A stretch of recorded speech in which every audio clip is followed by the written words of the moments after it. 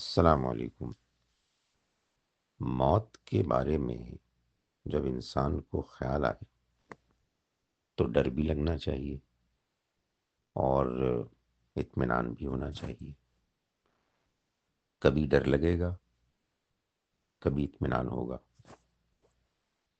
ڈر اس لیے لگنا چاہیے کہ ہم اس ہستی کے پاس جانے والے ہیں کہ جس کو سب کچھ معلوم ہے۔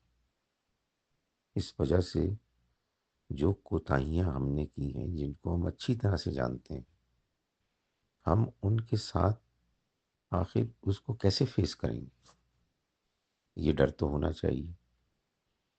لیکن پھر اطمینان بھی ہونا چاہیے کہ آخر وہی ذات تو ہے کہ جو ارحم الراحمین ہے، گناہوں کو معاف کرتا ہے۔ وہ جانتا ہے ہماری کمزوریوں کو، وہ جانتا ہے کہ ہم نے جو غلطیاں کی ہیں وہ یا تو جان بوجھ کر نہیں کی ہیں، اور اگر جان بوجھ کر بھی کی ہیں تو ہم ان پر شرمندہ ہیں۔ ہمیں موت کے خوف سے محفوظ رہنے کے لیے ہر نماز میں اللہ سے معافی مانگنی چاہیے، اپنے گناہوں پر شرمندہ ہونا چاہیے، اور باقاعدگی سے قرآن مجید سمجھ کر پڑھنا چاہیے۔ قرآن مجید کو جب ہم سمجھ کر پڑھتے ہیں، قرآن ہمیں خود موت کی یاد دلاتا ہے اور اللہ کی طرف رجوع کرنے اور اس سے معافی مانگنے کے لیے موقع فراہم کرتا ہے۔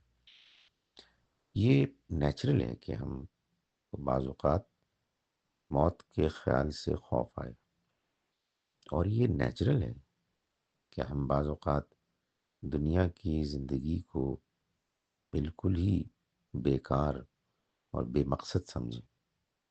یہ جب بھی ہم موت پر اور اللہ کے کلام کے نتیجے میں دنیا کی زندگی کی حقیقت پر غور کریں گے تو یہی رد عمل ہوگا۔